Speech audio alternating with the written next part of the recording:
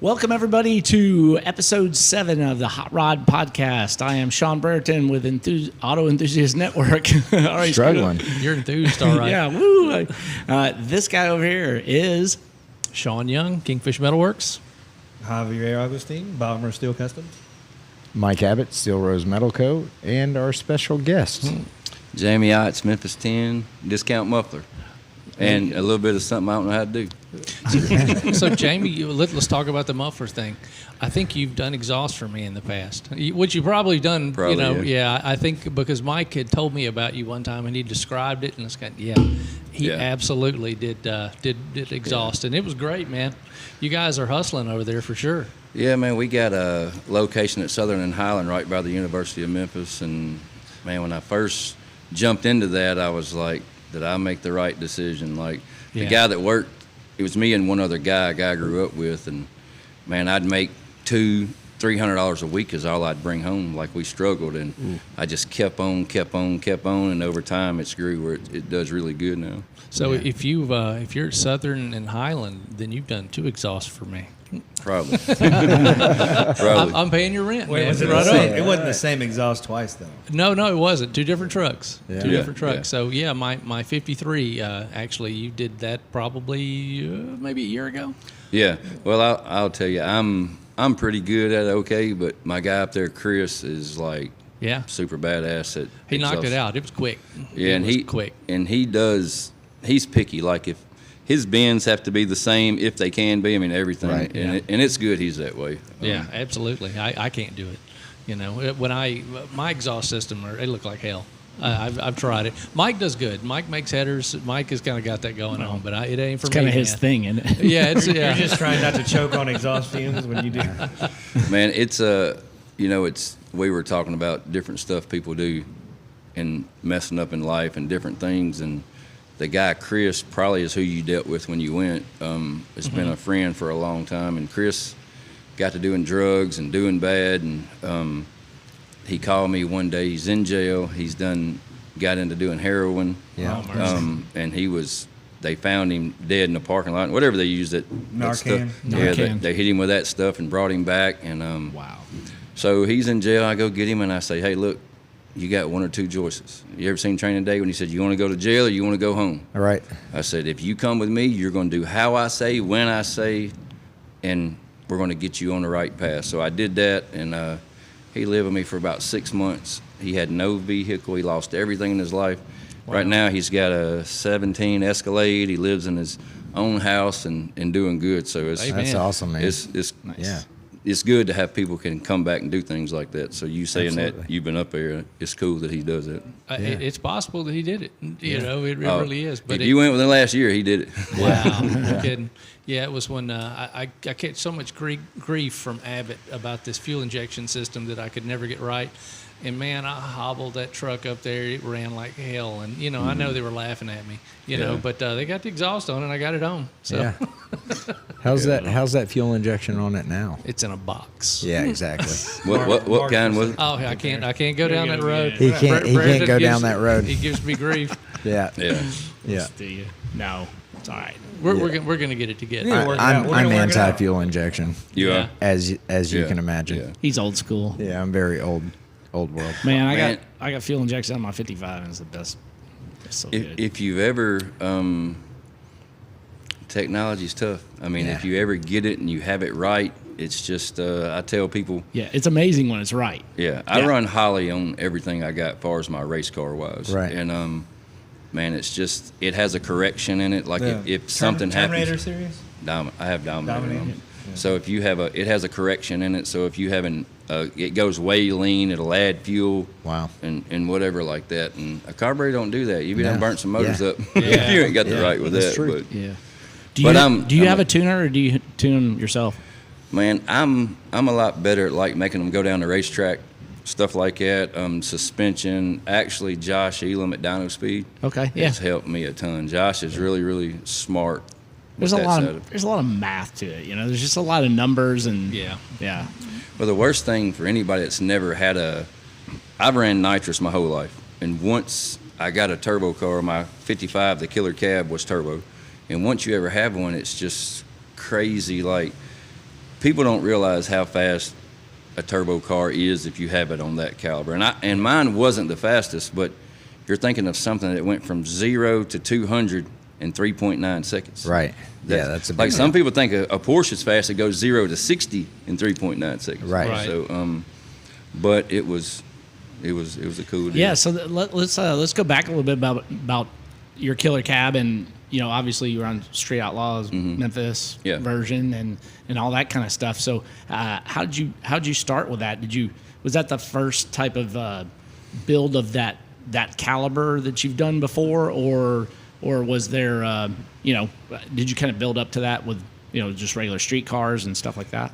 Man, growing up, my dad was a hot rodder. I remember I had to be 13, 14 years old. He had a 70 Camaro with a 4-speed and 2 4s and velocity stacks. Yes. I mean, people don't even have that stuff no more. Yeah, so and he was the old hot rodder. He'd buy a car, and if it had dents, he fixed the dents himself. I mean, he was just, I guess that's what got me into racing. I started out I drove a 67 Camaro to high school, well, a 70 Chevelle and a 67 Camaro. And nice. It was, I remember That's two good ones right there. Yeah. well, back then they wasn't like they are now. Yeah. But Used cars. my old Camaro was knocking. I drove it at 15 years old to Horn Lake, and my dad was like, my Camaro was knocking. He's like, well, just drive it. When it blows up, then we'll worry about it. So I got tired of being embarrassed. So one day I figured if I blow it up, Daddy's a mechanic. He'll put a motor in it. Right. So I put this much in low gear and hold it until it don't knock no more. Wow. So How'd that work out? well, I got to home that day. I was like, Dad, it blew up. And he's like, well, I got an old dually out here that's got a 454 in it. The body's no good. If you want to ride, you're going to take your ass out there and pull that motor out of that dually and put it in that Camaro. So what do you want to do? Yeah. I was like, I never did that. He said, I'm going to tell you, but you're going to do it. Yeah. Right. And that's what got me to, besides the little stuff I did with him, got me to working on him. I remember I went to Whitehaven, it was in the middle of the year. We had moved to Horn Lake, but I was finishing the year out going to Whitehaven, and it had the motor that blew up was a 327. So I remember I pulled up there, and you know how we do, put that thing in neutral, right in front of the school, and neutral, slam it, burn rubber. Well, I did it, and it slung the drive shaft out. So I thought I called, and I was like, Dad, the drive shaft just fell out. Just I don't know what happened. Yeah, so he had a guy that had a little shop. I mean, he had a little shop, and he had a guy that worked for him. So this guy come up there and fixed it and got me going. So when I got out of school, I could have a way home. And I guess I don't think about the drive shaft pieces and the 2 black marks where it broke. So I got in trouble when I got home. But that was what kind of got me going. And just through the years, I got into class racing, like X275 and stuff like that. And that stuff has got such big money. I would, every dollar I had, I'd put in my race car. I used to pull my car to the track with a dually that had a crack all the way down the side of the block that I had liquid glass in. Yes. And the front brakes worked, no back brakes, but I made it to the racetrack. Yeah. And there would be guys there that would spend, it'd be $2,500 to win. They'd spend $5,000 to win that $2,500. Right. Just get your name out there. Yeah, and just pride, I guess. That's it. yeah, so we slowly just kind of progressed from that, and some friends of mine, I don't know if y'all have heard of Tony Peace and Danny Peace. They're just old hot rod guys from around, and they kept telling me, man, you need to come. All through those younger years, we street raced. We didn't have Memphis or any of those places. So we street raced when I was younger, but I got away from it when I was drag radio racing. And we went fast. I mean, we went like 450 at like 156, 57 back then with a 3,100-pound car, which was fast. Yeah. But I decided, they kept on me about, hey, you need to come. We're going to get this thing going. We'll probably try to get a show. And I was like, man, I don't really know if that's something I want to go do, street race. Because at that point, I had got a government contract working on mail trucks. I didn't want to go out there and get in no trouble and jeopardize that. And so they kept on, and I said, all right, I'll try it. So I switched my Nova over, and in a radio world, you want a bunch of weight on the nose. So you may want your nose to be 57, 58%, where on a no prep or street, you want it to be 50%. So that way you got the weight to the rear to make it work better. Well, the Nova just kind of sucked for it. So I did it some, and I bought a Camaro from a guy. I sold it. I bought a Camaro from a guy, and we went to Newport. And at this time was when we were, kind of building up, I guess, the Memphis deal. So we went over there, and JJ was like, look, we're going to start a top 10 list, and however fast you run is where you fall on the list. I said, okay. We all said, okay. So I go over there. I go 490 at this old country track, and everybody showed their time. I was the fastest, except JJ. JJ ain't run yet. Well, JJ run. Well, guess what? He mysteriously lost his time slip, but he went faster than everybody else. Right. So it put him number one, me number two. And, Yeah. So over time, it was just kind of some shady stuff I didn't agree with and didn't like. So I just pretty much told my buddies, I was like, man, I'm just not doing this. I just don't like it. This just ain't for me. So I was going to go back radio racing, and they were on my ass about, doing something else. So coming back, and I had an RV, and I found the cab. The cab was an old, 55 build. There was Wow, look at that. We have Are a you guest. serious? That is Nice. awesome. Welcome to Memphis. Wow. You rat bastard. that thing scared a dog right there. Yeah. Absolutely. You might want was off might want camera. to invest in some rat poison. No, that was a cat.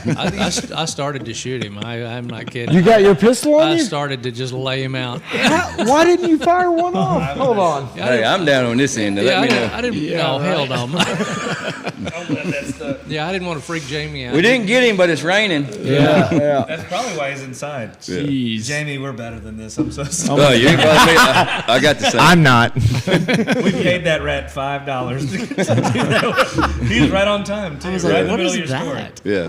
Wow. But anyway, Yeah. Where were we?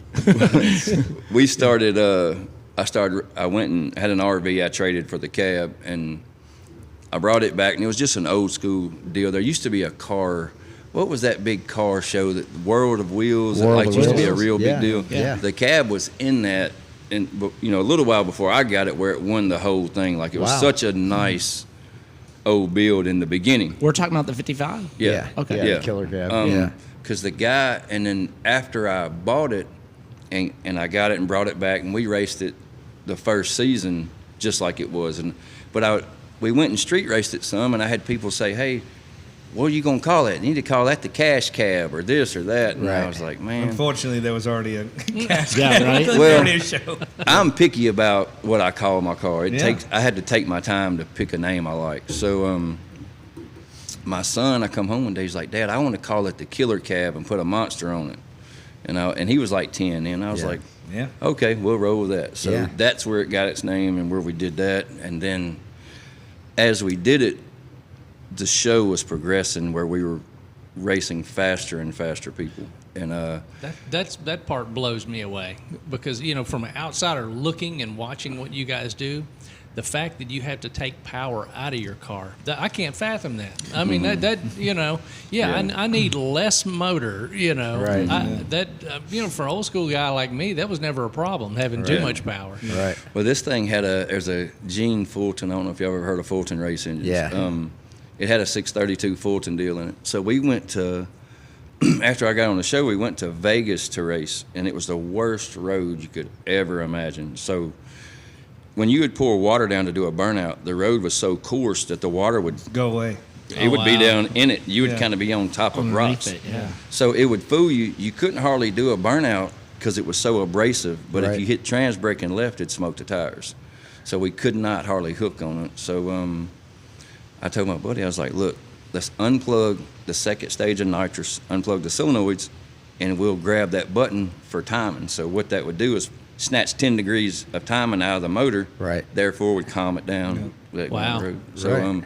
but just doing that, and we started traveling, doing a bunch of that stuff, and it was fun, but it just got where it wasn't real to me. I didn't Right. like how it was. So, and there's a lot of I'm never going to get on and bash anybody, but there's a lot of things that happened that I didn't like and didn't Right. agree with. So, you have a choice. You can do it and do it their way, Right. or don't. Right. And I chose not to do it. So. Yeah.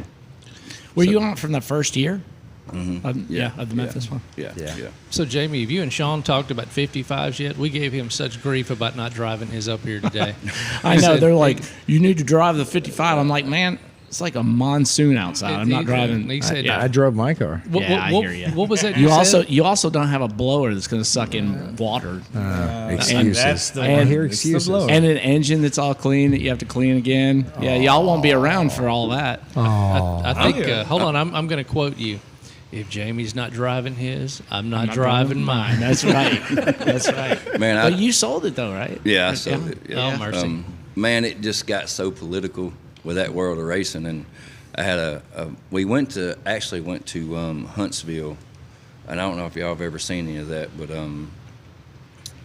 the guy that, when I decided to go turbo, it's like, I learned a long time ago, if you don't know it, you try to find the baddest MFer you can find that knows it, Yeah. and you get with him, and it's going to put you way ahead of the game as far as learning and doing your stuff. So there was a guy named Ziff Hudson that I've become friends with. He was the world record holder with a single turbo and 275. So Wow. I messaged him and like, hey, what's your combo? Where you get this? And he messaged me back and says, look, I'm fixing to sell all this and do a small block. So if you're interested.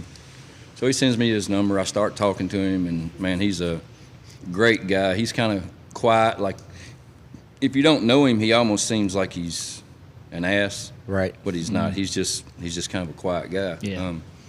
Now he can be a smart ass if he needs to be. Right. We actually went to a no prep Kings race where Birdman was whooping everybody, and this was our first one we went to. But all them guys knew Ziff was the world record holder, and what is he doing at this no prep race? So I let him drive the car I took, and we're in the driver's meeting, and they pull number 7. He pulls a number 7, and he has to race the other guy with number 7. So they call sevens, and he walks out, and then the other guy walks out, and it's Birdman, and everybody says, ooh, it's Birdman, and just as calm as you could ever say it, he goes, who the fuck is Birdman? So I like that guy already. and we wound up losing, but we were having an issue with the car. It would hold the front wheels up to about 300 foot, and when it set it down, it would dart real bad. But he was whooping his ass till we had to let off. Until the two wheels had to come down. Yeah, Right. So, but anyway, just doing that with him, it made it easier and fun. But I guess a long story short, I just didn't want to do that political crap Right. with them anymore. I wanted to go back to having fun, and that's when I got out of that. I had the original Memphis Street Outlaws Facebook page, like the very first one, and it was before there was ever a show. Right. Well, when there become a show, the network trademarked the name. Right. Well, that doesn't matter. It'd be like me going right now and starting and trademarking Steel Rose. Right. He had it before me. He has proof he had it before me. So That's therefore, my trademark don't Doesn't mean mean anything nothing. compared to him. Yeah. So when I wanted to quit, they wanted that Facebook page, and I was like, man, I'm not giving you my Facebook page. I mean, it's mine. You do what you want, but I'm not. So the only way they had let me out of my contract was to change the name, and it would not let me change the name to anything else but something with Memphis in it. I don't know why Facebook, whatever. Right. So that's when it became Memphis 10. Right. And then I don't even know if anybody is in it lives in Memphis. Right. But this is where we grew up. This is where we raised. This is Right. what we've done. Yeah. So Memphis area. yeah. So it's kind of grew, Yeah. from there since we've been doing it. Well, to that point, that's what, the biggest reason we all got into this too, was promoting the city that we Right. grew up in and that we loved and did cars with. Yeah. And that's the biggest part of this. Yeah. We're all doing this. Man, I don't know if other people with other hobbies are that way, but if you love cars, it's just something in you. Like, man, Oh, I yeah. just Right. and I'm the type of, if mine has an issue or it ain't right, I was like, I can't go home right now. I got to figure this out. I mean, Yeah. it would bother me and Keep you up at night. yeah, and there's so many different levels of people of what they think. So one big thing with me is I always try not to do is call Mike's car a piece of shit. Right. Or anybody's car a piece of shit. Yeah. Like Yeah. other people's car, like your 55 is a super nice car, but it may be a guy with a 4-door one that his dad left him with a dent in it that he cares just as much about it as you do your nice one. If not more. for sure. Absolutely. So I never, car guys are just cool guys. And one thing about car guys, I can say, you don't see a lot of the bullshit, the racism, any of that stuff. Yeah. If you're a car guy, Car guys is We're car brothers. guys. Yeah. We're brothers. I It doesn't agree with matter. that, and that's definitely one of the things in Memphis for sure. Like, you know, they want to talk about racism and all that kind of stuff. Like, man, you go to a track, it is white dudes and black dudes out there betting. You know, Yeah. I mean, Yeah. like it doesn't matter when you get to a track. There You is just left out your nothing. people. Yep. Oh, Your yeah. people are and there. and Your some brown are. people here and there. Just mopping. That's right. well, man, Other one's putting water behind the tire. man, it's one thing I try to tell people all the time that ask me or we get to talking about the difference in what people like, and I try to use this analogy. Some men like kissing other men. Right. I don't want to kiss no another man. So what I do is just don't try to kiss me and we cool. I don't care what you do. Do whatever you want over there. That's right. Don't push it on me and it don't Right. bother me. Right. And I don't care nothing about it. As Just long- love America. You do you. Yeah, That's right. Yeah. Yeah, that's right. That's Absolutely. awesome. So you have the discount muffler, but what else? You have a shop. You said, right? Yeah, I have a another muffler shop in Olive Branch, and then 2 doors down we're supposed to do like hot rod work and little stuff like that. Oh, good. But we wind up working on my junk more. I get in trouble with my wife. This don't pay bills. So Right. I actually have to pay money out of our pocket for this. But Yeah. I've heard that was that? out of somebody Yeah, sitting yeah, over yeah. My wife says Somebody the else's same wife. thing. But we could have a worse hobby. Yeah, Oh, that's yeah. right. Yeah. Well, you know, I told my wife that. I said, you know, you should be happy. Like, I could be into, like, chasing women and drinking. And she looked me straight in the face and she said, addiction is addiction. I was like, dang, Wow. really? Man, she came with that, man. Yeah. Wow. There is not a 12-step program for what we have. I know. So, I look so, for it. Yeah, the 13th step, start all over again. Buy a new that's car and right. start over again. That's so, right. so, Jamie, tell us about the drag stripping by Hellier. Man, you know, I was hearing like the guy that owned it, Mike Franks, was like he was sick and not putting a lot of time in it and stuff. So I'd called him and I was like, hey, we had a race there like the ending of the year before, and it was big. A bunch of people came, and so I decided to call him and say, hey, man, what's it take to, get the racetrack? And this place, Bahia's been there for a long, long time. And so I told him I wanted it, and we kind of worked a deal out to lease it. So I went down there and met him. I got it, and I put a message out, hey, anybody that's worked around here, anybody that's interested in any involvement with it, come down here and meet me here at this time. So I have them show up. So I'm kind of looking around, because when you go race there, you're racing. You're not paying attention. Y'all was there when you did the build. So I walk in that hangar, and I look, because what that is that little shed or whatever you want to call it where y'all were, that used to be an airplane hangar. Right. And the track was a landing strip. Yeah. Really? Yeah. Yeah. I had That no makes idea. more sense Wow. now, though. Yeah. Yeah, It does. Yeah, I guess it does. That makes a whole lot more sense. Yeah. Crop duster almost. Yeah. Yeah. So we go, I get to looking, and man, there is wires hanging down. There's like, and I look up and I'm like, it looks like a son of a bitch with no fingers wired this place. And about that time, the guy that's always been around here, his name's Youngblood's what we call him. He's like, are you talking about me? And he had like half his fingers missing. I was like, no, I wasn't talking about you, but he's become a real big help there. So, We met him. He seems like a cool guy. Yeah, he is. He's got the TV people come there and film one night, and they just went in the tower and got a light, and he didn't come there and cuss them all out. Hey, you stay your ass out of there.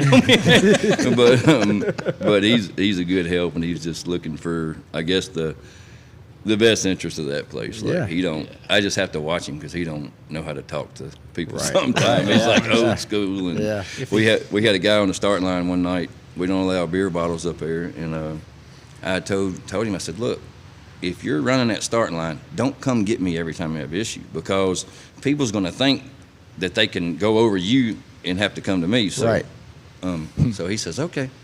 Well, here he comes down the hill. I need you. I was like, what now? So I start walking up there, and here comes this big old dude. Walk like young blood's coming this way, big dude's coming this way, and I'm coming this way. And I get right there, and the dude had a beer bottle on the starting line. And instead of young blood saying, hey, man, we don't allow bottles on the starting line, go over to the concession stand, get you a cup, pour it in the cup, you're good to go. He tells him, and he gets his finger right here in this dude's face, and he tells dude, you shut the F up, like right.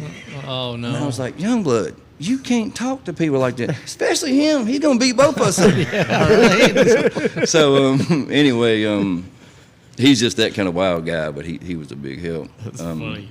Doesn't know how to filter it. I know people like that. You know, if they think it, they say it. Yeah. You know, I hear you. And it's become fun and good, and we actually are trying to do Tony Yeager, if any of y'all have met Tony. Tony has kind of put something together for kids like small engine racing. And I think it's cool. Some of it I ain't so sure about because really, like my son's 15, he's 6'2" and 220. Right. And he doesn't need to be riding a mini bike that goes 60. Right. Wow. With no shocks, Nothing. So Right. something. He has an S10 that's going to be real fast. Right. So all he's got to do is just Getting that work thing. on it. Yeah. Right. Yeah. So, but it is something that's getting kids involved, and that's the biggest problem with what we do is The next generation. the next generation is not like we grew up. No, They're not. you're right. They don't want to work on cars. They don't want to. They don't do anything physically Right. other than their thumbs. Do you know how many mechanics I've hired to work on postal trucks? Mostly postal trucks you see are Chevy S10s with a 2.5 or the 2.2. Right. They go from 87 to 94, and there's a few Fords that are like a Explorer chassis. You know how many of them come in there and can't put a 2.5 in time with a distributor? Wow. Because they've never messed with it. Yeah. You know, I they've know been a lot full of people pack. like that. Yeah. I know a lot of They people don't know like how that. to just. Right. They're like, where do I plug in the computer? Like, no, that's not how you do that. That's not how you do that at all. Yeah. That's funny. But, in their defense, I've thought a lot about it. The kids coming up in the next generation. In their defense, I think a lot of those kids, like, people like to point at millennials, but, like, who raised them? Yeah. Oh, know yeah, what I'm saying? absolutely. Absolutely. Like, Yeah. like nobody took no time with them, obviously, and I probably was probably one of those same type kids. I had a grandfather that tried to show me as much as he could, but like my coming into car world was just me. Yeah. It wasn't no dad pulling me into it or nothing like that. And I think a lot of times with the younger generation, that's what it is. We met a guy earlier today, a young kid working at a coffee shop. He's like, man, you're in that old car? I'm like, yeah. It's like, man, I'm just now trying to get into cars. The kid looked like he was like 18.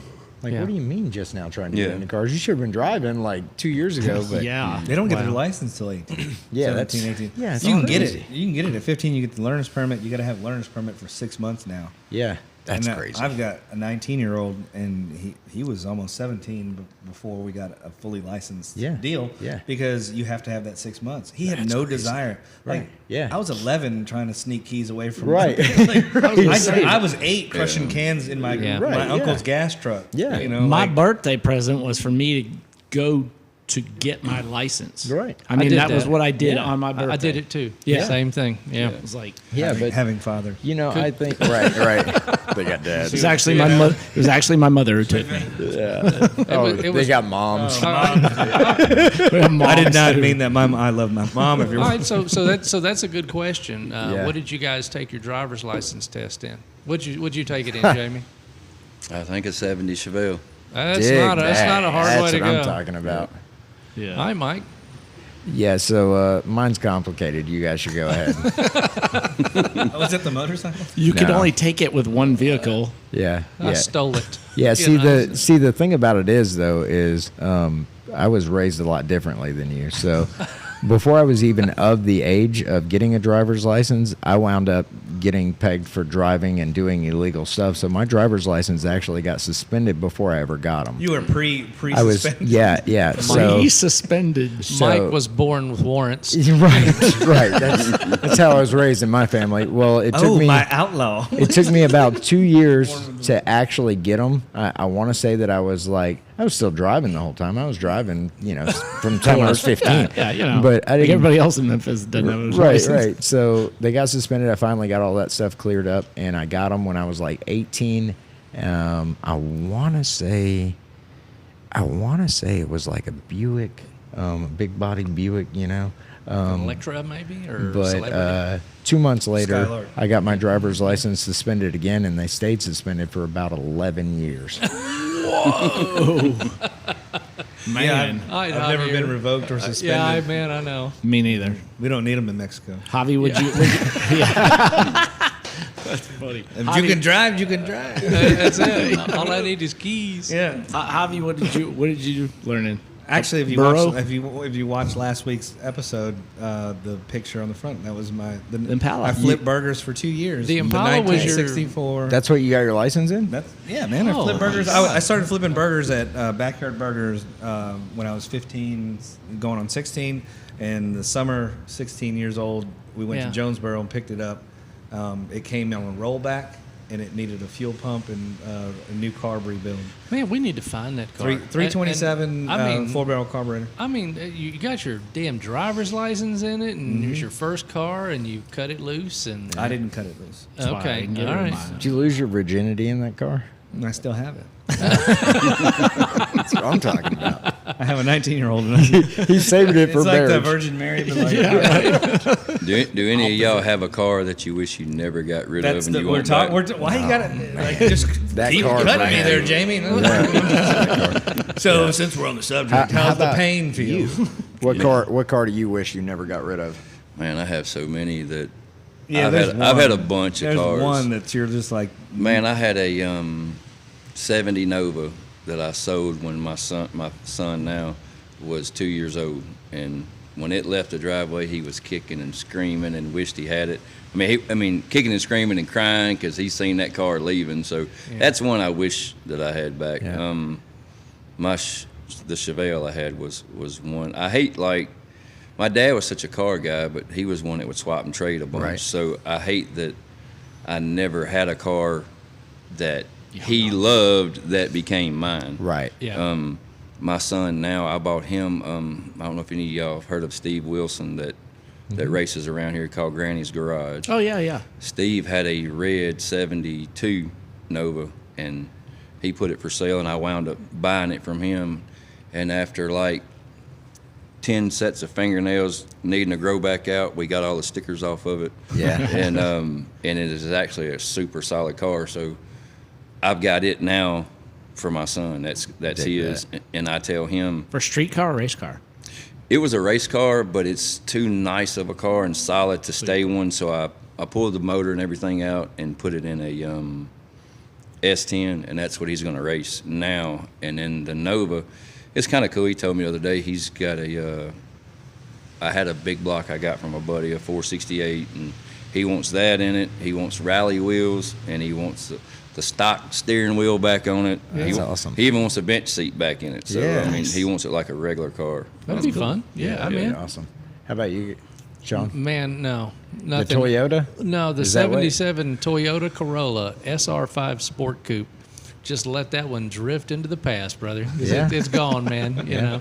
Yeah, Which one did you take your driver's license test in? I took it in my dad's 78 Thunderbird. Okay. So funny. Smokey and the Bandit. No, Thunderbird. Oh, Thunderbird. Yeah. Thunderbird. I was thinking Trans Am. No. Yeah. So this car, and this is funny. So we still refer to this car at family get-togethers Oh, those were bad. as the Una Birra. 78. Okay. Is that the one that the headlights flip up? That's it. Yeah. That's the jam. Yeah. So the Una Birra, the word Thunderbird, the emblem on the trunk had been damaged, and it's spelled Una Birra.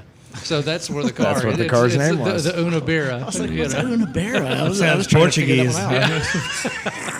Something you'd order at a fancy restaurant. I have a Una Barra. It was just a big gray car, man. I took it to, actually, I went to prom in it and took my driver's license test in it, and it was. So did you get laid in it? No. He's also still a virgin. Yes, I'm holding on to that. That's why all my kids are adopted. I'm not sharing. Yeah. All your kids are adopted. What about you, Sean B? Mine was my mom's Ford Tempo. Tempo. We've talked about this car. Yeah, the Tempo that I had kind of as a daily driver. Had the kind sunroof? Of, whatever. Yeah. I had the sunroof and the 5-speed, man. I think Jamie's the How only did you hero. keep the girls away? He's the only hero at the table. He's the only one that took it to something cool, man. Yeah. I know. You know. What about you, Matt? So Matt's our video guy. What did you take your test? 64 Impala Yeah, wasn't cool. that was pretty cool. Yeah, I was going to Thanks, say Jamie. 64 Impala. Right. 88 Fox body Mustang. Not That's horrible. all right. Not bad. So basically, you're telling us you leaked oil in the driver's license department. That's what he signed his license with. He just dipped it in the wall. This pen doesn't have any ink. A quill pen. Yeah. The spot under. That's awesome. Yeah, dig that. I got a question.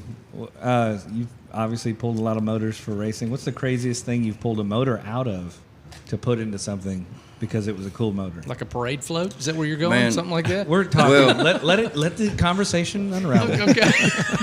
One thing we used to do a bunch. I didn't have any money. I had basically the Nova I was telling you about a while ago.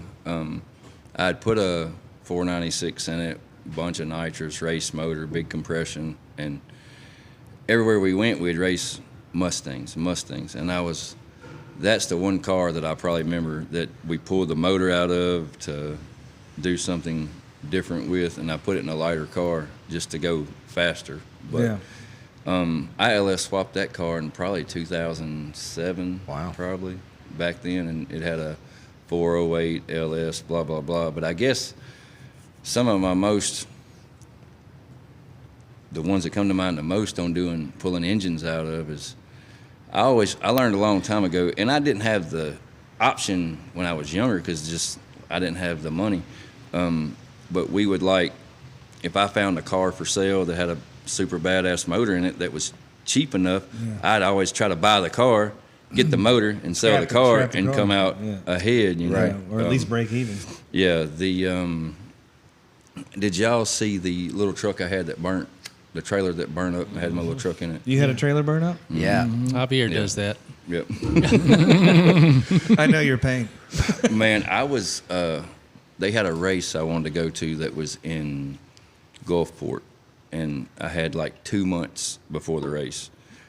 So I ordered parts. I built an S10 in 45 days from a stock S10 to a 427 twin turbo S10. But I found a car that was it was $30,000 for the car, the trailer, the everything, and it was a really nice Camaro. It had a brand new 427, just aftermarket block, super nice motor, super nice turbos, fuel injection, everything. I paid $30,000 for it. I brought it home, pulled the motor, transmission, turbos, fuel injection, everything out of it. Sold the trailer for $17,000, sold the car for $13,000. So I got my money back and got everything else free. So Dig basically, but then I put it in this truck, got it running. We cranked it, got it ready. I went straight to Bahia, made a test hit. It was kind of snowing, flurries. Nice. I made a hit down the racetrack. It did really good for the first pass. Put it in the trailer and headed to Gulfport, straight from the racetrack to Gulfport. I got to cramp my leg going down the road kind of by Lexington, Mississippi, somewhere in there. And I told my buddy, I was like, pull over, man. I got to cramp my leg. So I got out, kind of walked the cramp off. I get back in the truck and take back off. And probably 10, 15 minutes later, he's like, man, there is smoke coming out from under the trailer. And my first thought is a tire blew out. Right. So I was like, there's the exit. Jump off, we'll see what it is. So he jumps off. I get out. When I get out, you could see flames coming around the back door. Oh, man. Yeah. So he runs. Oh, I've heard this. I've seen this. I've done this. He runs, opens the door, and tries to go in there to get his diabetic medicine. I said, get your ass out of there. There was a brand new golf cart, brand new dirt bike, brand new Honda Grom, just full of brand new Honda generator, just full of stuff. not counting about 25 gallons of E85. So Oh yeah, that could have been really cool. Wow. Yeah. No doubt. So I had to get him to, get his butt out of there, and just it's the worst helpless feeling that you standing back Just and watching that, burn. and there's nothing you do about it. You got a picture of that? I got a video, a picture, no. Send me that. I want to put that in. We're That's gonna a- show our cool. video. Put that Oh, yeah. in there. I'm gonna, you know what? And then we can show my video and You picture. have a video I have of it video too? and picture of it. Oh my god. Because it takes so long for the fire department to show up. Hold on, I got something better for you. I text Javier when he went to go get this trailer. It was a vintage camper is what Javier was going to get. And I text him. I said, hey, man, how's it coming? And he doesn't text me back. He just sends me a picture of a vintage camper on fire. And I thought he was messing with me, right? I'm like, It looked like a stock he photo. pulled this off of the internet somewhere. Yeah, it I'm was like- going to be on the internet later. And I'm like, haha, blah, blah, blah. And he's like, no, for real, this trailer caught on fire. no, this is hooked to actually my still truck. happening. I'm waiting on the He's first waiting on fire the trucks to fire show up. Being on the fire department, waiting for the fire See, department. yeah, throw that back in there. Sorry. So we've got somebody hanging out with us. hey, It's hey, Ray. yes. It's Hello, new Mike. It's Ray Abbott. Hello. Ray Abbott. At least now we have a nice voice on. Yeah. I don't know about nice. It's a little crackly. It's all right. Some people like that. My worst thing with that deal was, while it's burning, I'm like, I need to unhook my dually from it, Yeah. So then I think the jack for the dually, you have to turn a key on to let it up and down. Well, my key is in the toolbox in the Yeah. trailer. Oh, So I gosh. took No, I had to say something. So this thing lights off, and if we're going to go to the quick, dirty story of it, I spent 3 days getting this trailer. It's kind of a rare trailer, and it was behind a farmer's house. Old couple passes away, family gets it, it sits back there. Been back there since 78. And so I get it, I dig it out, drag it to the road, put new tires on it. And this actually, as a result of all this, company policy is we trailer everything on a rollback or a big 30-footer until the axles are serviced. And everything's serviced. And what wind up happening was the brakes locked up and it was a friction fire. So, but to that point, all the I had big floor jacks, everything that I was doing. Well, being lazy because it was this last summer, I was like, I'm just gonna put this in the trailer.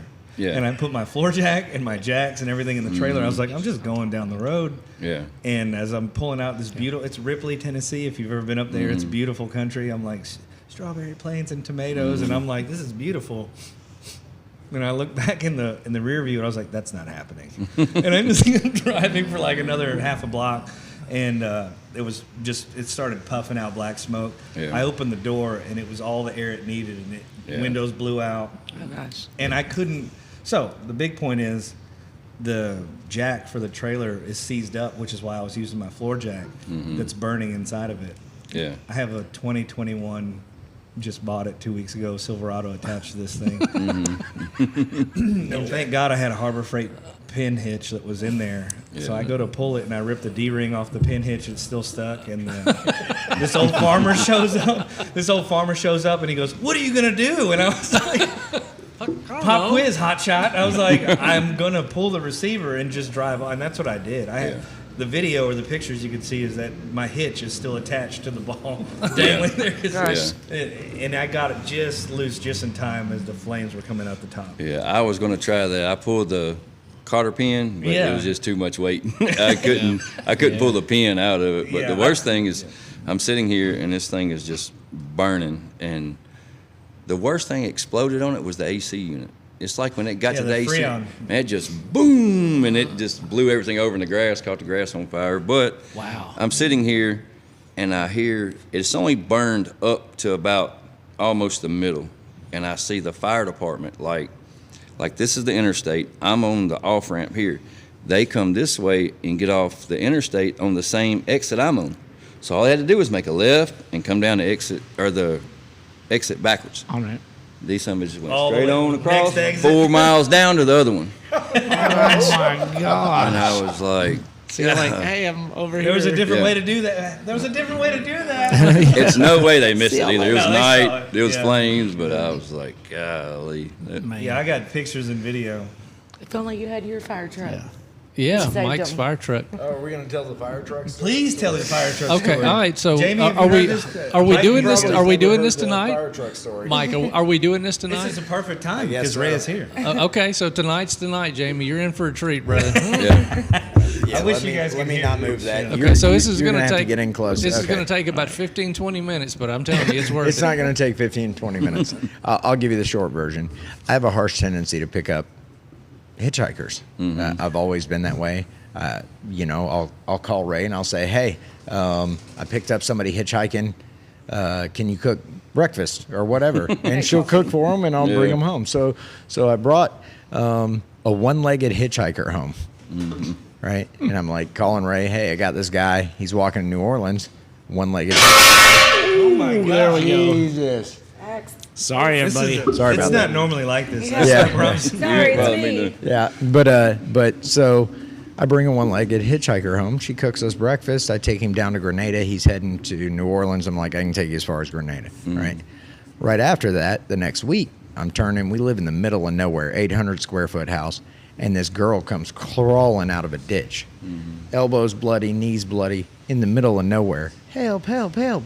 And I pull over. I'm like, oh my God, are you okay? And she's like, yeah, I just need a ride home. I'm like, okay, well, I live down the street.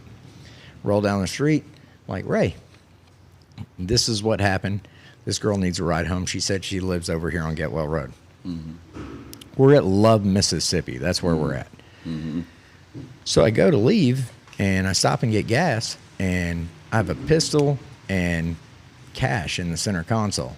And stop and get gas, start taking her to Getwell Road. I live by the McDonald's.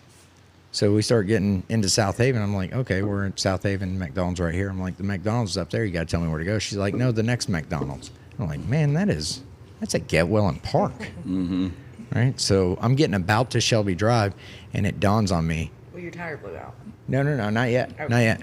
So it dawns on me, this is a prostitute that somebody's thrown out of their car that I had picked up. But I knew already. Ray already knew this. I didn't know that until after the fact, till I got home. Like, it just hit me. And I'm like, I left her in my car, like, with cash and pistol.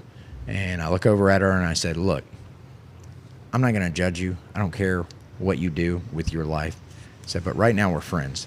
I'm going to look through your bag. So if you have anything in your bag that belongs to me, you can get it out now. I'll continue to give you a ride, and we'll continue to be friends. And she's like, okay. So she starts picking out random items, a cigarette lighter, a hair tie, just random crap. She's like, that's it. I look at my center console. All my stuff's in my center console. I look through her bag. That's all she had. Soon as I get over Shelby Drive, hit a piece of metal on the road, blow the tire out. Great. Pull over into a truck stop. She bails as soon as I hit the truck stop. She starts trying to jump in every trucker's, and I'm thinking, Mind you, please. It's been like hours. Yeah. I'm like, With a please, prostitute. please, God, let one of these truckers take her so I can get back home. Because, I'm realizing everything that's going on. Change the tire. She comes back up. I'm like, oh, God. Get her to where she's going. 1 week later, right? I get home. Ray's already finishing up dinner, and I'm like, you'll never believe this. That girl was a prostitute. And, of course, Ray's like, yeah, I know. And I'm like, why didn't you say something? At least you didn't say something weird like game, recognized game. I'm like, why didn't you tell me, right? And I'm thinking, like, I'm going to wind up divorced over this. I picked up this random hooker on the side of the road, gave her a ride, blowout tire, like 2.5 hours. Right. 2.5 hours I'm gone. So I'm thinking I'm going home to World War III, right? Yeah. Ray's fine. Tell her what's going on. Tell her what happened. She's like, okay, fine. She's just washing dishes, and everything How did is you fine. go to sleep that night? Right. And I'm just like, I'm like, oh my God, everything is fine. Like, and I'm expecting it at any time. Doesn't happen. Next weekend, my buddy Ryan Lacey calls me. He's like, man, I got this fire truck. It's running and driving. Like, I want to come check it out. So I go there. Me and Ray. And the kids. Yeah, and the kids go there. I'm crawling all over this thing, big cab over, I'm like, oh my God, this thing's super awesome. Everything works on it, and I'm like, wow, this is going to be great. I'm like, what do you think? And she's like, yeah, whatever you want to do. And I'm like, Whatever you want to do. Yeah. Oh, no. Right. That meant completely different. But I didn't catch all that. I was excited about the fire truck, right? I heard whatever you want to do. Right. I was excited. And what she meant was make the right decision. Make the right decision. I don't want to tell you My this is the decision. stupidest thing ever in front of your friends. That's what she was really telling me. But so, I'm driving this thing home. Get about halfway home, it breaks down. You need to pull into the school parking lot. Yeah, and I got the cab up and I'm messing with it. Okay, the points are kind of crappy, get it back fired up, get it going. Drive to the house, pull past the house. We live in a little bitty 800 square foot 1940s house, no central heat and air, in the middle of a field, right? Yeah. So I pull past the house so I can back the truck up beside the house. I back the truck up. I'm paying attention to her facial expressions. Everything seems fine. As soon as I back it up, you can no longer see the house anymore. It looks like a fire truck in the field. That's what it looks like. And I just see her face just go, and I'm like, oh no, this was a bad idea. Man, I'm talking probably one of the worst fights we've been in. That's saying something. It is knockdown, drag out. So we fight just about all night. Next morning, she's got our youngest in one arm, a box of diaper, and like a random Like a shirt. pair of panties and a shirt. Yeah, just random crap. Yeah. And I'm like, what are you doing? She's like, I'm done with this. I'm through with this. I'm leaving. I'm like, are you serious right now? You're going to leave me over this? And I said, I brought a one-legged hobo home like 2 weeks ago. I was gone for like 3 hours with a prostitute. And now you're gonna divorce me over a fire truck? And that's the fire truck story. No.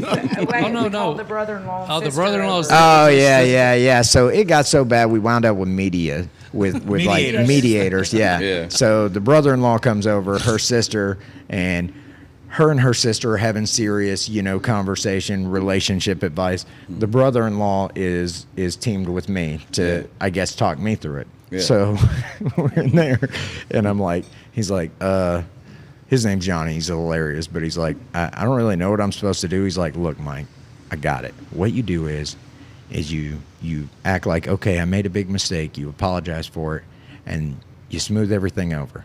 About 3 o'clock in the morning, set the house on fire. And then put it out with a fire truck and be like, see, aren't you glad I bought a fire truck? Boom. How's their relationship doing? Oh, they're great. They're fantastic. Oh, they're in the third house. It's burning. Right. Yeah. That's hilarious. Yeah. That is the fire truck story.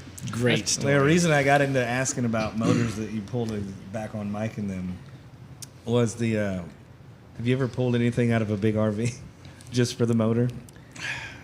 Man, not an RV, but I have Michael bought has. stuff that I didn't. I always used to think like a school bus was the perfect thing to do a body swap with, because you got a Cummins and a Alice. And It's all there. Till I realized all the old school shit that I like is too narrow for a To go school on bus. that. To go Yeah. on a school Yeah. bus. And I finally found one. There's an old trailer park on Shelby Drive. I guess they call it the Gypsy Trailer Park. Oh, I know Yeah. exactly which one you're talking about. My dad used to live in that trailer park. I bought a friend of mine did a towaway there, and I bought a 52, I think is what it is, 52 cab over Ford That's awesome. with the flip. Yeah. Yeah. And I had a school bus I measured, I was like, oh, this is it right here. This is going to fit perfect. Because like the school bus, once you take the body off, the frame's perfectly straight. Right. So you just slide the motor back where you need it and you're Right. good to go. But my wife messed that up. Now she wants to make out a party bus. And Oh, she wants okay. to have some badass wheels, powder coated gold, and Yeah. What's going on with that Party cab bus. over? Nice. it's just sitting there. I don't. My problem is I start too many projects and I get them almost ready. I ought to call my shop three quarters. You're with friends. Yes. Yeah. We are birds of the feather. Yeah. I've got a C50. I've liked the one I showed y'all the Yeah. picture of. I've always liked those, and I'll get a wild hair up my ass and do something dumb. I had a 2006 or 7, I don't remember which one it was, but Dodge Cummins, 4-door, 180,000 mile, perfect truck. And I look out there and I see that C50 and I see that Dodge, and we use the Dodge to pull our merchandise trailer or other stuff with. I said, I'm doing it. Everybody's like, no, don't mess that truck up. I said, shit, give me about 2 hours. About 2 hours, the body was off that thing. And so now I've got the C50 sitting on it Yeah. and cranking and moving, but as far as I made it. Is that the one with That's the the one flatbed on it? It has no bed right now. No but bed. What was the one y'all did at the Jaeger show? the Bahaley show. Oh, that's a 54 that I put on a Cummins. That's a deal. Cummins Yeah. too. Yeah, that thing's sweet. Body swap. Yeah. Yeah. Yeah. That's cool. Well, what do you have planned coming up? What are you into now? I know you've been on the name Fastest Cars of the Dirty South. Fastest Yeah, Cars of the yeah. Dirty South. Yeah. Man, we right now the show is on. It actually comes on tonight. And we've kind of been talking about like how the ratings are compared to where they think they should be. Like I tell them, the issue is they push the app like where you have it on your phone, but so they push the app, but then they want the ratings to do good too. And I'm like, look, it's a lot of people nowadays that ain't got direct TV or cable, or they got smart TVs and they just get what apps they want or whatever they want to watch. It's a la carte stuff, man. Yeah, so it's a lot more of that happening now. But I tell them the biggest thing is don't do anything fake. Let's make it real world stuff, and let it be what it is. If I do something dumb, then put it out there. I mean, don't try to save us. Let it be what it really is. In post. Don't fix it in post. Like, whatever it is, it is. Yeah. I remember watching like the early Bill Dance shows. Do you remember Bill Dance Fishing? Yeah. And they would always play bloopers at the end of it, and they were fake as hell. Yeah. You know that just didn't happen, man. And I used to think it was so damn cheesy. Fake bloopers. Fake bloopers. Yeah, he'd fall out of the boat, and it was so staged, man. It was stupid. I've never heard of that. Yeah, Bill Dance. You've never heard of Bill Dance? It was a fishing. It was a fishing show back in Not the the bloopers 80s. thing. She's like, I've never even heard that guy. Yeah. Big Tennessee Well, fan. This fisherman. will get y'all talking about older stuff. My little white Chevy too, I call a little Scrappy. Brandon is my little media guy, and Brandon is what is he? 24, maybe 25. And when we were building little Scrappy, we was wiring it, and he comes in there and he looks in the floor and he's like, "What is that? Is that like a nitrous button or something? What is that?" I said, "That's the headlight dimmer." It's not up here on the old car. I did know that. But I thought that was funny. I said to you. Absolutely. Yeah, my old truck's got it. All of them do. Yeah. Your car had it. Sure enough. Absolutely. All mine have it. All Man, of them? All of them? Well, 55 did. I got you. Man, it's the old cars are just something. I know. I keep talking about that. It's just something I love to. Well, And it's an experience driving them. We had talked about that last week. I mean, it's not something you can just get in and wheel. You drive the car. Yeah. I love it. I love the smells of it. I mean, everything about it. The bumps, the noises, all of it. yeah, well, like The wave. The wave. From Yeah. people that Yeah, don't the even hello. Yeah. You don't have a stranger. All right, you so don't know a stranger when you have a car. I'm going to call out old people on this. Have you ever been in a car and like my Mercury, and people will pull up next to it? Is that a Buick? And they'll be like 70. It's like, hell no, it's not a Buick. How do you not I think know? in what Memphis, this, it's more like, is that a Brook? It might be, but it was just shocking how many old people have no clue of what the hell you're in. Like cars like his 55. I don't knock it. That's a super nice car, but the paint's too nice for me. I can't enjoy it. It's not now. I knew we had this guy on the show for a reason. I bought a 70 C10. I went up in Tennessee and bought it, and it was rusty, dense. I mean, just a raggedy old truck. And when I brought it back, my buddy was like, "Why did you get that piece of shit?" And I was like, "Cause I'm gonna build it like I want it." Well, at the time, I had my yellow truck. It's a 70, and when I bought it, it had air ride and stuff on it. So we wound up putting Ride Tech 4-link on it and the E-level Acura air ride, all that stuff on it. And I wanted to make my yellow truck into something different. I wanted a turbo LS where I could run it and play and all that. So I took that old raggedy truck chassis or body and put on there. So my buddy, I don't know, do you know Snake? They call him Snake. His name's Howard Kimbrough. Is he a motorcycle guy? No, he's raced dirt cars over West Memphis forever. When I finally got him to build him a truck, well, now he's done built a truck, a Scout, now he's building a 70 Blazer. Okay. Two-wheel drive, like gonna be super nice. So anyway. Like a lowered? Yeah. Yeah, nice. So I told him, I said, I said, I'm building this. You built this damn frame off super immaculate C10. So we head down to Hot Rods on Bill one night, and he's on the interstate running 47. Just don't want nothing to happen to him. I got this one that I just cranked. I don't even know if it's going to make it downtown and back. I'm running 80, just rolling down it. Yeah, so I pull up, and I back into my spot, and he pulls in, and he backs in with his perfectly restored truck, and people walk right past it to look at that old rusty truck. Oh, yeah. You'll get me started on I like how Mike jumped right in. Yeah. Hold on. One of the funniest things ever, right? We were at the show down at the Edge, right? And Shawn's got his 55 there. He's got his 67 there, and he tried to park them beside each other, but he wound up getting somebody in between, right? So his tent's right behind it. Oh, and it's a station wagon, and it's like, what was that? Like thing? a 90-something Olds. You know, like a Caprice, but the Oldsmobile. They walk right past both of his cars, and they're like, "Man, do you own this station wagon?" All day long. It was one of the greatest things. Like, hey, is this your wagon? I'm like, no, it's not my wagon. Guy just got a good parking spot, I guess. Yeah, no, but that's an awesome wagon, though. It is a cool wagon. Yeah, that one was is built. It's got a nice looking engine in it and all that. But yeah, it was kind of funny. But no, what drives me even crazier, and James will laugh at this. James Cochran has a truck that he calls Rusty. That's I mean, there's not a bit of paint on that car, on that truck at all. Yeah, and it's I love it. rat rod country. I love it. It's really cool. I mean, as far as rat rods go, I like it. My favorite part of his truck is the spare tire has no tire on it. Yeah, right. Yeah, it's just got the rim. It's just got the rim with no rubber on it. Yeah. And he's got the old stoplight in the back from like a 30s car or whatever on it, 20s car or something.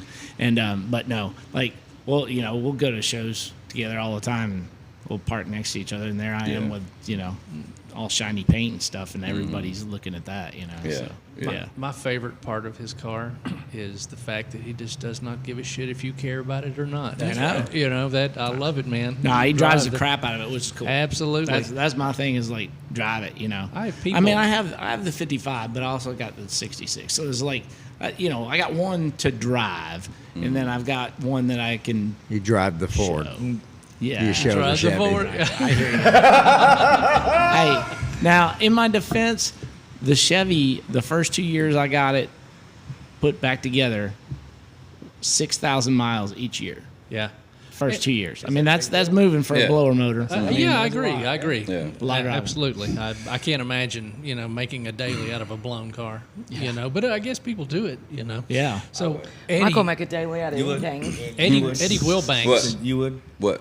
make a daily out of a blown motor.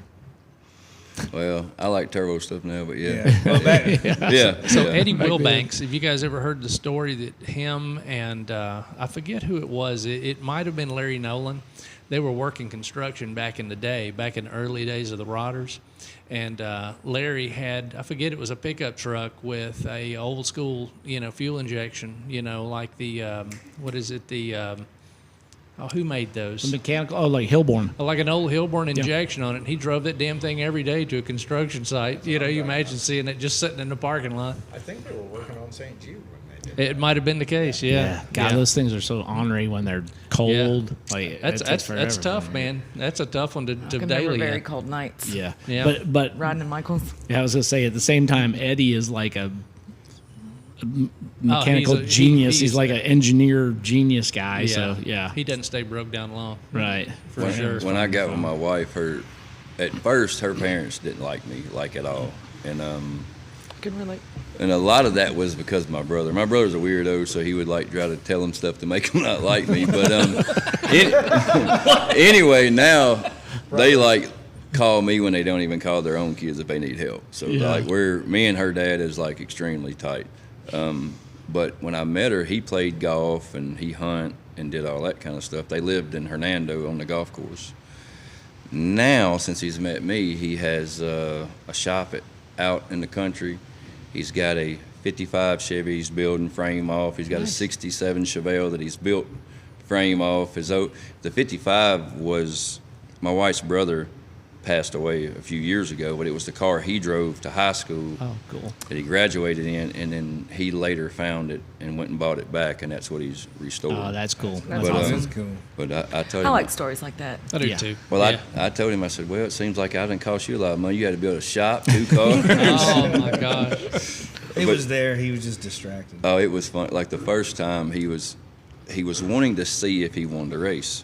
He's like, I used to race all the time when I was younger. I had a Nomad with a 327 and a 4-speed. I said, your F-250 would outrun that if you had it here right now. And I said, once you go on this racetrack and you got slicks and it hooks and goes, like a friend of mine had a Camaro we was thinking about buying. It was a back half car, run 1050s and a quarter. And he was like, my buddy's like, just come get it, see what you think, and let him go out there and make a pass, see what he thinks about it. So I take him up there, I tell him what to do, and he makes his pass, he comes back. I was like, what do you think? He said, it felt like I fell off a cliff when I took off. So I was like, they're taking pictures, let's go up there and see if we can get your picture. So he says, okay. So we go up there, and they done got a close-up of him in the car, and his eyes were shut when he took Oh gosh, so that's awesome. So he, but needless to say, the next pass, the motor blew up in a borrowed car. Tell Oh, me you have man, that that's picture. not good. Yeah, oh, we have it. Oh, yeah. Okay, you need to send that to That's us. that's the Yeah. Jesus Yeah. take the wheel shot. So he actually wound up buying the car. So, but he blew the motor up by like 2 passes later. Wow. Is that why he bought the car? No, he That's just awesome. he just wanted to get in it and wanted to. Oh, do he it. was addicted as soon as his eyes came back Yeah. open, I'm sure. I've got a couple pictures from racing down at Byhalia. I used to race down there.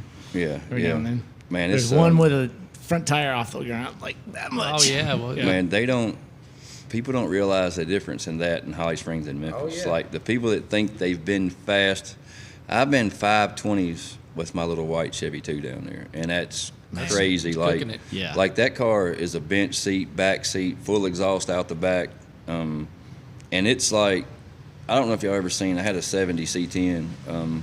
They had this little boy that was dying of cancer. He had like days to live, and at the time he wanted Street Outlaw guys to do burnouts for him. So, oh yeah. so I took mine, and all of them would pull out in the parking lot and do a little burnout. And at that time, J.C. Craig was with me, and we was like, I was like, look, we're going to do something different. We're going to get on the interstate and burn rubber as far as we can. Burnouts for Wyatt. Yep, burnouts That's for what it Wyatt. was. Yeah, that's and right. man, we got on the interstate, and the thing about that truck is, it was so cool because you could burn out it. You could be rolling 70, and it would just smoke the tires until you either let off or blew the motor up. It just would not quit. So, but it had. I bought a manual steering box from AutoZone, so you'd have to turn it this much for it to turn. So, but which was cool because when you're running 90 and smoking the tires, you can just kind of feather it and keep it straight. So, it wouldn't scare you. The white Chevy 2 will draw your ass up because if you just barely move it, it's got you in the ditch almost. So, Oh mercy. That reminds me of the time that we did that for that little boy.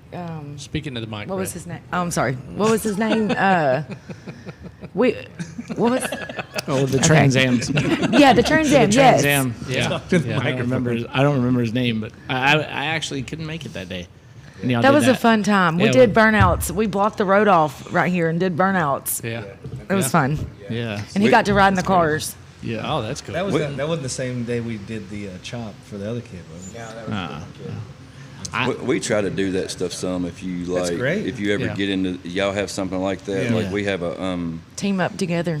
yeah, we had a kid in what do they call it? Salisaw, Oklahoma. We were going to a race there, and they were trying to raise. There was this little boy that was trying to raise money for that had kidney problems. He was like 5 years old, and so I told all the guys and girls, like, let's get together and try to raise some money. Anybody got anything to donate? Whatever you got, let's raffle it off and try to raise money. We raised almost $18,000 in like 4 hours. Wow. And took it to him, and it was something good. But we liked stuff like that, man. If we can ever like help out or do that stuff, we like getting into. Especially, I've even wanted to maybe talk to you or a few other before.